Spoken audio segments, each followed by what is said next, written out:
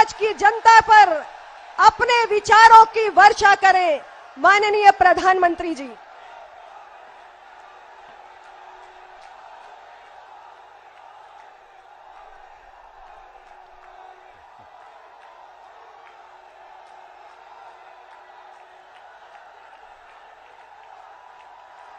नमस्कार। तीर्थराज प्रयागराज और थेवा कला के लिए प्रसिद्ध प्रतापगढ़ के लोगों को मेरा प्रणाम। ये भूमि मर्यादा पुरुषोत्तम श्री राम और श्री निषाद राज की महान मित्रता की साक्षी है।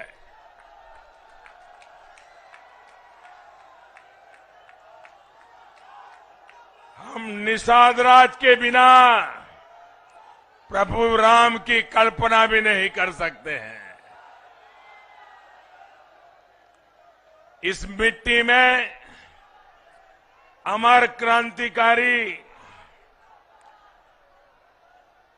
शहीद चंद्रशेखर आजाद के बलिदान का रक्त भी मिला हुआ है।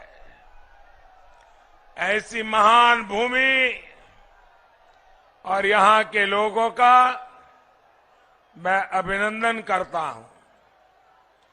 साथियों, उत्तर प्रदेश में 4 चरणों के चुनाव हो चुके हैं। यूपी के लोग भाजपा को और भाजपा के सहयोगी हमारे इन दोनों साथियों की पार्टी को भी भरपूर आशीर्वाद दे रहे हैं। भाइयों और बहनों, 21वीं सदी का यूपी आकांक्षी है, एस्पिरेशनल है, बड़े सपने लेकर आगे बढ़ रहा है। डबल इंजन की सरकार यूपी को विकसित बनाने में दिन रात जुटी हुई है।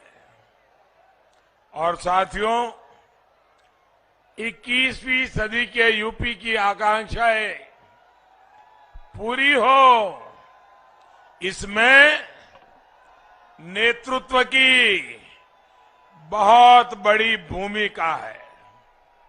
इसलिए सवाल ये भी है कि यूपी में नेतृत्व कैसा होना चाहिए। अब आपने देखा होगा, हम सबको अनुभव है, पूरी दुनिया आज कोरोना की महामारी की चपेट में है। कोई मानव इससे बचा नहीं है। मानवता के ऊपर ये बहुत बड़ा संकट आया है। दोस्तों, अब जगह नहीं है, आप आने की कोशिश मत कीजिए, जहां है वहीं रुक जाइए।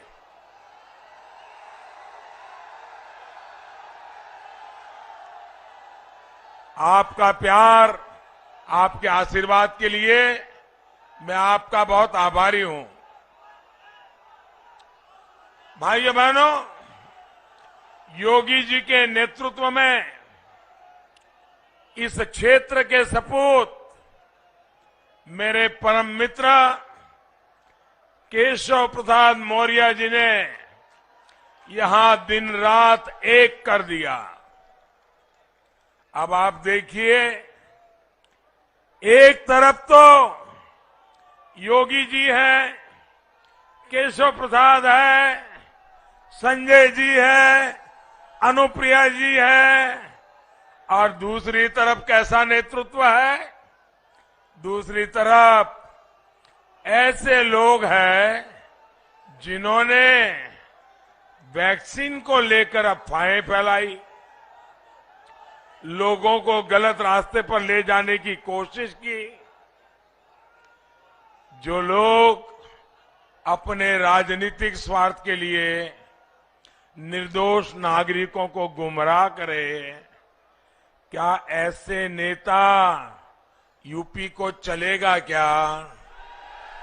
ऐसा नेता चलेगा क्या? भाइयों और बहनों, प्रयागराज की प्रतिष्ठा, यहां के बुद्धिजीवी लोगों, यहां की संस्कृति, साहित्य और कला प्रेम से भी है। आप सभी प्रबुद्ध लोग इस बात से तो परिचित है कि बदली विश्व व्यवस्था में भारत का मजबूत होना कितना जरूरी है। और मजबूत भारत सशक्त उत्तर प्रदेश के बिना संभव ही नहीं है। आज जो गौर परिवारवादी आपके पास आकर वोट मांग रहे हैं, वो कभी सशक्त और आधुनिक उत्तर प्रदेश का निर्माण नहीं कर सकते। क्योंकि ये लोग कैसे हैं?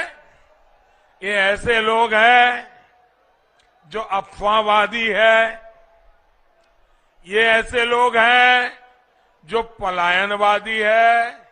इतना ही नहीं, ये ऐसे लोग हैं जो घोर अंधविश्वासी भी हैं।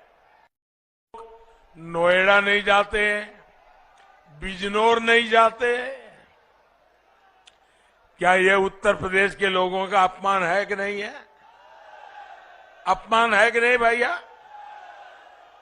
बिजनौर से जो टैक्स आता है उसमें तो मलाई मारने को तैयार, नोएडा से जो टैक्स आता है उसमें मलाई मारने को तैयार, लेकिन वहां के लोगों को मिलके जाना, उनके सुख दुख पूछना, उसमें अंधविश्वास आड़े आ जाए। क्या ऐसे लोग उत्तर प्रदेश का भला कर सकते हैं? आधुनिक उत्तर प्रदेश बना सकते हैं? 21वीं सदी के आधुनिक होते उत्तर प्रदेश को ऐसा नेतृत्व कभी भी मंजूर नहीं हो सकता। ये लोग क्या कभी यूपी के युवा का, यहां के नौजवान का, उनका सोच क्या है, उनका मन क्या है, क्या ये अंधविश्वासी लोग समझ सकते हैं? समझ सकते हैं? आप मुझे बताइए, जिनकी सोच ऐसी हो वो यूपी को आधुनिक बना पाएंगे? यूपी का भला कर पाएंगे? नौजवानों को समझ पाएंगे? भाइयों और बहनों, जब मैं किसी भी पद पर नहीं था और पार्टी का एक छोटा सा कार्यकर्ता था और पार्टी के काम के लिए हिंदुस्तान भर में भ्रमण करता था और मुझे अक्सर प्रयागराज आना होता था। एक तो यहां की यूनिवर्सिटी का गौरव और दूसरा यहां के होनहार छात्र छात्राएं।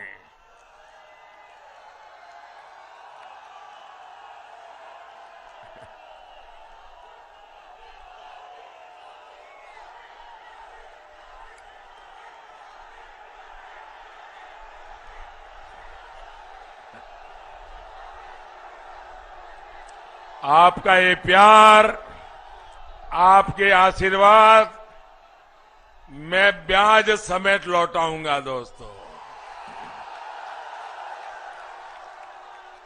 और मैं विकास करके लौटाऊंगा।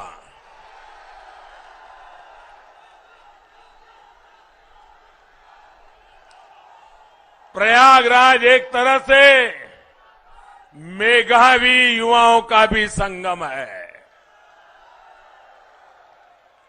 लेकिन 2017 के पहले की सरकारों ने यहां की प्रतिष्ठा को खूब ठेस पहुंचाई दोस्तों।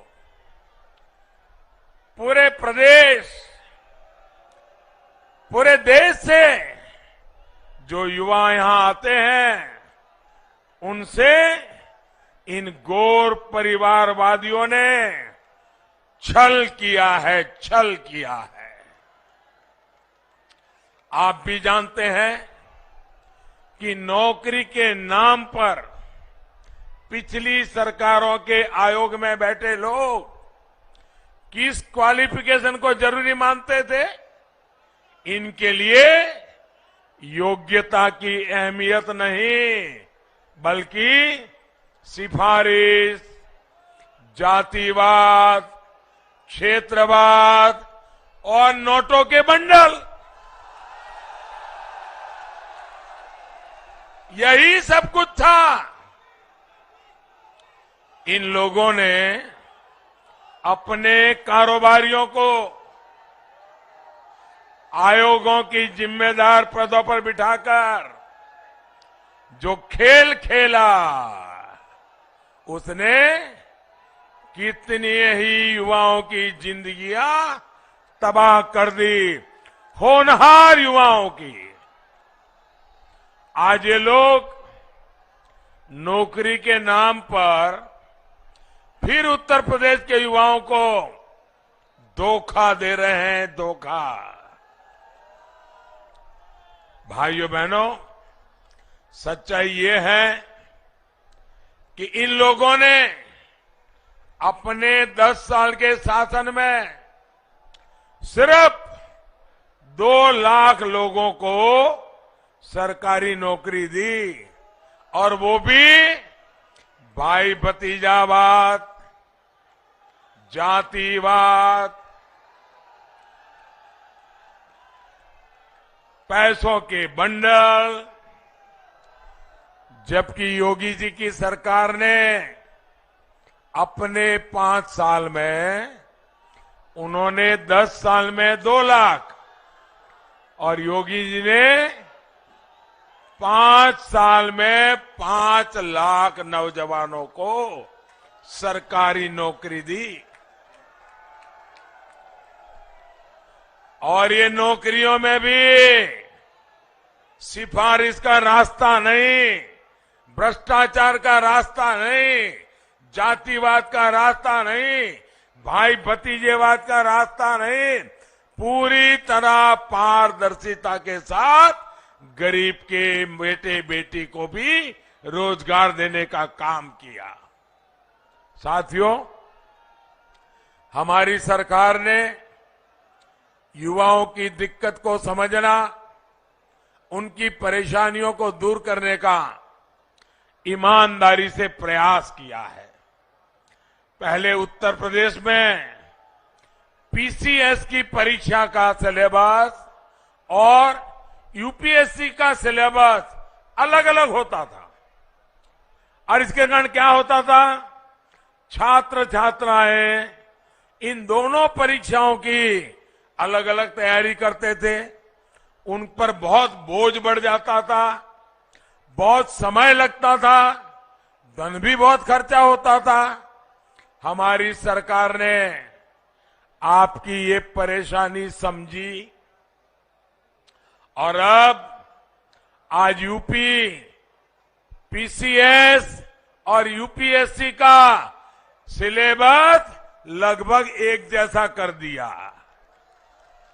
यानी एक ही मेहनत से, उतनी ही मेहनत से आप दोनों परीक्षा की तैयारी करिए, दोनों परीक्षाएं दीजिए, और आप आगे आकर के देश का भविष्य बनाइए।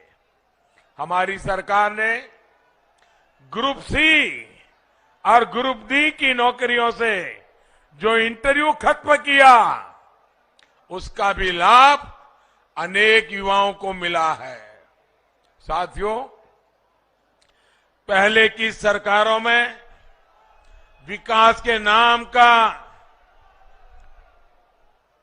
विकास के काम ना होने की एक और बहुत बड़ी वजह थी जातिवाद और भाई भतीजावाद। परियोजना बनने से लेकर पास होने तक और उसके काम शुरू होने से पहले ठेकेदारी तक में भाई भतीजावाद, छोटी छोटी ठेकेदारी में, अरे कुंभ जैसे पवित्र काम में भी ये गोरख धंधे इन्होंने किए हुए हैं। गौर परिवादियों के करीबियों को ही ज्यादातर सरकारी परियोजनाओं के ठेके दिए जाते थे। कहीं पानी की पाइपलाइन बिछानी है तो ठेका परिवारवादियों के किसी करीबी को मिलता था, कहीं सीवर लाइन बिछानी है तो ठेका उन्हीं के किसी भाई भतीजे को मिलता था, क्योंकि कोई पूछने वाला नहीं होता था। तो ये लोग काम भी घटिया क्वालिटी का करते थे, क्योंकि कोई कार्रवाई नहीं होती थी, इसलिए ये लोग आधा अधूरा काम करके पूरे के पूरे पैसे लेकर के भाग जाते थे। प्रयागराज ही नहीं, यूपी के मेरे नौजवान मित्रों ध्यान रखिए, यूपी के हर जिले का ऐसा ही हाल है। आधे अधूरे काम छोड़ करके भाग गए और पैसे पूरे लेकर के चले गए। यहां के बाहुबली, यहां के माफिया, उनकी मर्जी की सबसे बड़ी सर्वोपरि उनकी मर्जी हुआ करती थी। इस वजह से कहीं अस्पताल अधूरा, कहीं स्कूल अधूरा, उनके ठेकेदार और दलालों की जेब भर गई तो वे संतुष्ट हो जाते थे। योजना का पैसा मिल बांटकर खा लिया जाता था। योगी जी की सरकार में आने के बाद माफिया का क्या हुआ? गए जेल। माफिया का क्या हुआ? माफिया का क्या हुआ? और ठेकेदारी में भी ये जो लोग थे वो भी 5 साल ताले लगा करके बैठ गए हैं, और अगर मौका मिला तो ताला खोद करके वो फिर से ठेकेदारी के लिए आने वाले हैं। क्या ऐसे लोगों को आने देंगे? आने देंगे? माफियाओं को जेल से बाहर आने देंगे? जेल से बाहर आने देंगे? अब पूरी पारदर्शिता के साथ योग्य लोगों को काम दिया जा रहा है, और इन सबसे बड़ा उदाहरण आपने यहां प्रयागराज में कुंभ के दौरान देखा है। योगी जी की सरकार में आप सभी के सहयोग से संपन्न हुए कुंभ के दिव्य और भव्य आयोजन को दुनिया ने सराहा है। कुंभ के मेले पहले भी होते थे, हर बार होते थे, लेकिन कभी उसकी अच्छाइयों के विषय में दुनिया में चर्चा नहीं होती थी। इस बार जो प्रयागराज ने कुंभ किया, योगी जी और केशव जी के नेतृत्व में जो काम हुआ, विश्व की बड़ी बड़ी संस्थाओं ने उस पर स्टडी की। यूनेस्को ने हमारे इस कुंभ की परंपरा को विश्व विरासत का दर्जा दिया। भाइयों, क्या प्रयागराज के हर नागरिक को गौरव होता है कि नहीं होता है? उत्तर प्रदेश के हर नागरिक को गौरव होता है कि नहीं होता है? हर हिंदुस्तानी को गौरव होता है कि नहीं होता है? प्रयागराज में एक कुंभ मेले ने सारी दुनिया की सोच बदल दी। भाइयों, एक काम योगी जी केशव जी की जोड़ी ने करके दिखाया। जिस तरह पहले की सरकारों ने यूपी के नौजवानों को धोखा दिया, वैसे ही प्रयागराज को भी विकास के लिए तरसा कर रखा। जिन्हें प्रयागराज नाम से ही चीड़ हो, प्रयागराज बोलिए तो इनका कान खड़े हो जाते हैं। प्रयागराज बोलना चाहिए नहीं बोलना चाहिए भाई? प्रयागराज बोलने से आपको गर्व होता है कि नहीं होता है? अगर प्रयागराज नहीं बोलोगे तो निषाद राज को भी भूल जाओगे। भाइयों बहनों, जिनको प्रयागराज ये नाम से नफरत हो, वो क्या प्रयागराज का विकास करेंगे? क्या आपकी इच्छाएं पूरी करेंगे? क्या आपकी आवश्यकताएं पूरी करेंगे? क्या भाइयों बहनों,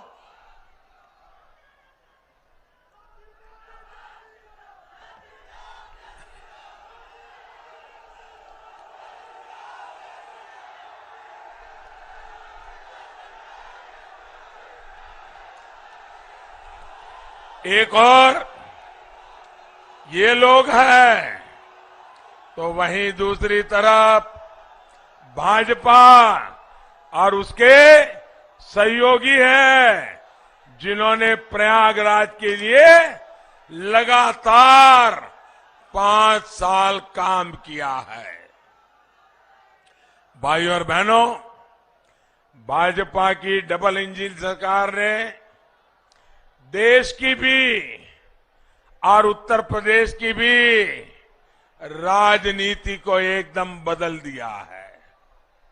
इन घोर परिवारवादियों ने इतने दशकों तक संप्रदायवाद की राजनीति की, जातिवाद की राजनीति की, क्षेत्रवाद की राजनीति की।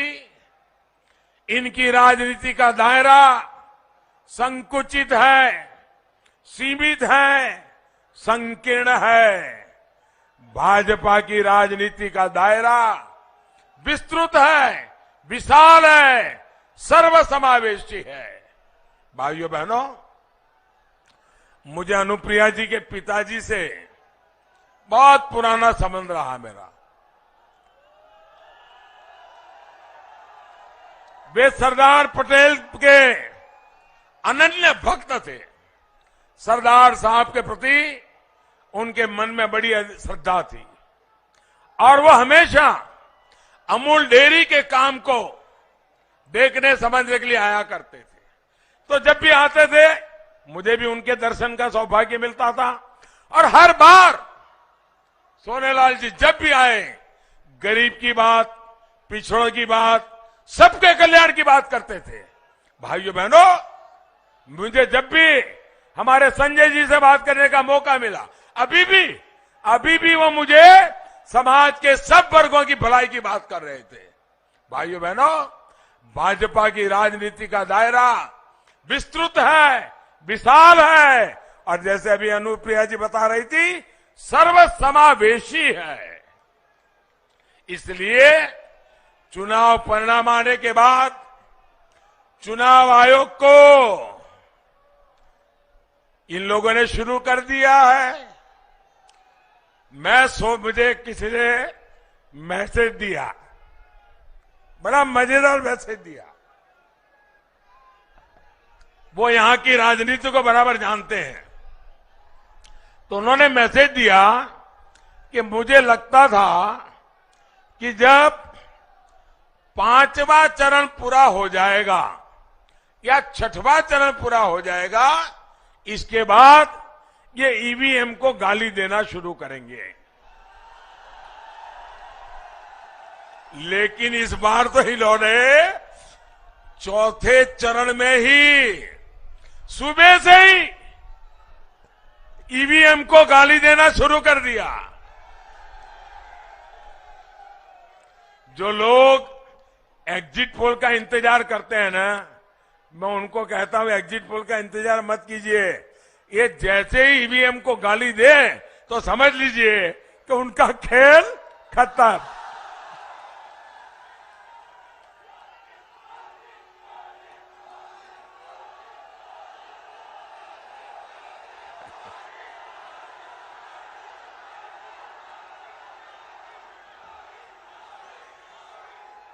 साथियों, ये देश का सौभाग्य रहा है कि हमारे यहां गंगा जी की सफाई का अभियान सांप्रदायिकता की नजर से नहीं देखा गया। इसमें एक दृष्टि पर्यावरण की भी रही। माना गया कि चलिए पर्यावरण से जुड़ा कोई अच्छा काम हो रहा है। सांप्रदायिकता का रंग नहीं रंगा उसे। वैसे ही अयोध्या में हो रहे राम मंदिर के निर्माण को लेकर, काशी में हो रहे कार्यों को लेकर, प्रयागराज में हो रहे कामों को लेकर एक दूसरा पक्ष भी मैं आज देश के सामने रखना चाहता हूं। और ये उन लोगों के लिए जानना जरूरी है जो अयोध्या, काशी, मथुरा, प्रयागराज, केदारनाथ, बद्रीनाथ यहां हो रहे सब कामों को सांप्रदायिक नजर से देखते हैं। साथियों, अगर मैं कोरोना से पहले की बात करूं तो 2 साल पहले 2019 में मुस्लिमों के पवित्र स्थान मक्का में 2 करोड़ से ज्यादा लोग हज करने लिए, उम्रा करने के लिए गए थे। इसी तरह ईसाइयों के पवित्र स्थान वेटिकन सिटी में 2 साल पहले 2019 में करीब करीब 1 करोड़ लोग वहां के चर्च और म्यूजियम को और पोप के दर्शन करने के लिए गए थे। इन देशों ने वहां पर आने वाले भक्तों के लिए बेहतरीन सुविधाएं तैयार की है, आधुनिक व्यवस्थाएं बनाई है, लोगों को वहां पर रहने की दिक्कत ना हो, कनेक्टिविटी की परेशानी ना हो, हर तरफ साफ सफाई हो, इसका बहुत ध्यान रखा जाता है। लेकिन भारत में अगर हम उसी दिशा में कुछ काम करें, लोगों की सुविधा की चिंता करें, नागरिकों की भलाई के लिए काम करें, तो इनको वो सांप्रदायिक चश्मों से ही देखने की कोशिश करते हैं।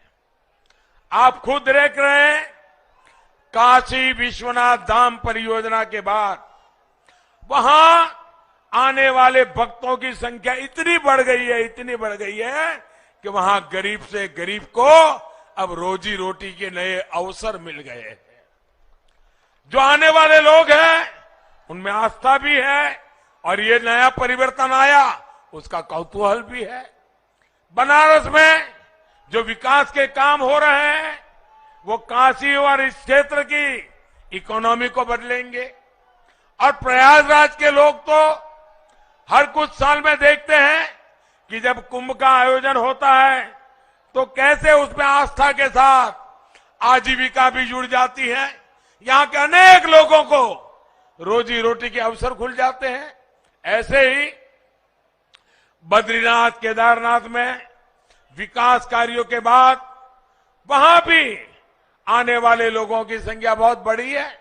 मुझे भी वहां के मुख्यमंत्री बता रहे थे कि कोरोना के पहले केदारनाथ में अब तक जितने लोग आए होंगे प्रति वर्ष उससे ज्यादा डबल संख्या में लोग आना शुरू हुए।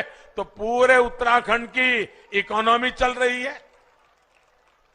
भाइयों बहनों, जब भक्तों की संख्या बढ़ती है, यात्रियों की संख्या बढ़ती है, टूरिस्टों की संख्या बढ़ती है, तो रोजी रोटी देती है कि नहीं देती है? रोजी रोटी देती है कि नहीं देती है? गरीब से गरीब को काम मिलता है कि नहीं मिलता है? शहर में टैक्सी चलाने वाला हो उसका भी रोजगार बढ़ता है कि नहीं बढ़ता है? रास्ते के किनारे पर जो फूल बेचता है उसके फूल बेचने वाले की भी कमाई बढ़ती है कि नहीं बढ़ती है? जो छोटी छोटी सराय लेता है काम करता है उसको रोजगार मिलता है कि नहीं मिलता है? जो अच्छी होटल चलाते हैं उसको रोजगार मिलता है कि नहीं मिलता है? भाइयों बहनों, जब यात्रियों की संख्या बढ़ती है तो वहां की पूरी रोजी रोटी तेज गति से बढ़ती है। हम जो काम कर रहे हैं, पूरा हिंदुस्तान अब उस तरफ आने वाला है और ये सारे स्थान आर्थिक गतिविधि का बहुत बड़ा केंद्र बनने वाला है। और इसलिए हमारी सरकार कनेक्टिविटी पर बहुत जोर दे रही है। और मुझे बताया गया है कि 3 साल के भीतर ही ये जो हमारा प्रयागराज एयरपोर्ट अभी अभी बना, और हमें कम समय में बनाया, समय से पहले बना दिया। प्रयागराज एयरपोर्ट में 10 लाख से ज्यादा यात्रियों की आवाजाही हो चुकी है। भाइयों, लखनऊ और वाराणसी के बाद आज प्रदेश में ये आंकड़ा छूने वाला प्रयागराज हमारा तीसरा एयरपोर्ट बन गया है। साथियों, बात एयरवे कनेक्टिविटी की हो, हाईवे कनेक्टिविटी की हो, वाटरवे कनेक्टिविटी हो या रेलवे कनेक्टिविटी की हो, हम उत्तर प्रदेश के हर हिस्से को जोड़ना चाहते हैं। योगी जी की सरकार इसलिए ही यूपी में आधुनिक एक्सप्रेसवे बनवा रही है, नए एयरपोर्ट बनवा रही है। इन विकास कार्यों की गति ना रुके, इसके लिए डबल इंजन की सरकार बननी जरूरी है।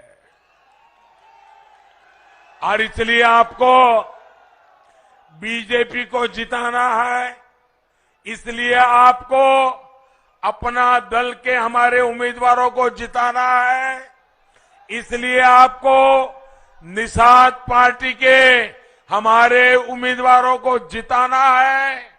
और भूलना नहीं है, पहले मतदान, उसके बाद दूसरा काम। साथियों, मुझे बताइए, ऐसा तो नहीं होगा ना, इतनी बड़ी रैली हो गई, संजय जी का मार्गदर्शन मिल गया, अनुप्रिया जी का मार्गदर्शन मिल गया, मोदी जी भी आ गए, अरे अब तो जीत जाएंगे, सो जाओ, अब सो जाओ। ऐसा नहीं करोगे ना, नहीं करोगे ना? घर घर जाओगे, घर घर जाओगे, घर घर जाओगे? जरा हाथ ऊपर करके बताइए, घर घर जाओगे? मतदाताओं से मिलोगे? अच्छा, मेरा एक काम करोगे? करोगे? पक्का? देखिए, मैं चाहता हूं मेरी तरफ से इस क्षेत्र के सभी नागरिकों को मेरा प्रणाम पहुंचाएंगे, पहुंचाएंगे? उनको कहेंगे मोदी जी ने आपको नमस्ते भेजा है? पक्का कहेंगे? देखिए, आप जब उनको कहेंगे ना कि मोदी जी ने आपको प्रणाम भेजा है, ये बात जब पहुंचेगी ना, मुझे बहुत आनंद होगा भाइयों, बहुत आनंद होगा।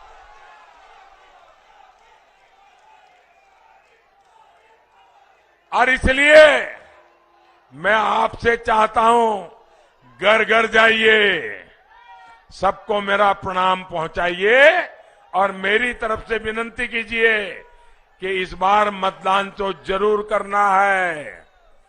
भाजपा, अपना दल और निषाद पार्टी को भारी बहुमत से जिताना है। सभी उम्मीदवारों से, संजय जी से, अनुप्रिया जी से आग्रह है, जरा आगे आ जाए, मेरे साथ बोलिए, भारत माता की, भारत माता की, भारत माता की। बहुत बहुत धन्यवाद। इस तरह ਦੀਆਂ ਹੋਰ ਤਾਜ਼ਾ ਤਰੀਨ ਖਬਰਾਂ ਦੇ ਲਈ ਵੇਖਦੇ ਰਹੋ Z1 ਪੰਜਾਬ ਵੈਬ ਚੈਨਲ ਅਤੇ ਚੈਨਲ ਨੂੰ ਲਾਈਕ, ਸ਼ੇਅਰ ਅਤੇ ਸਬਸਕ੍ਰਾਈਬ ਕਰਨਾ ਨਹੀਂ ਭੁੱਲਣਾ ਤਾਂ ਕਿ ਹਰ ਤਾਜ਼ਾ ਤਰੀਨ ਖਬਰ ਸਭ ਤੋਂ ਪਹਿਲਾਂ ਤੁਹਾਡੇ ਤੱਕ ਪਹੁੰਚ ਸਕੇ।